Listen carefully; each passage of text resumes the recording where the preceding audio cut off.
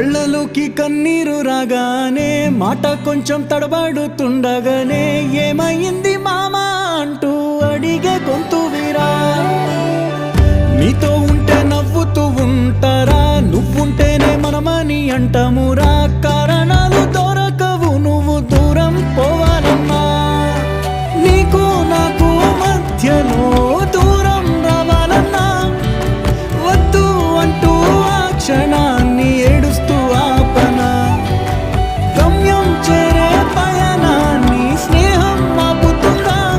నీ మంచే కోరి పొమ్మనేంత ప్రేమే మాకు లేదా. అల్లుకున్న తీగతో కలుసుకున్న కులం, స్నేహమన్న మాటలో ముచ్చటైన ముకురం.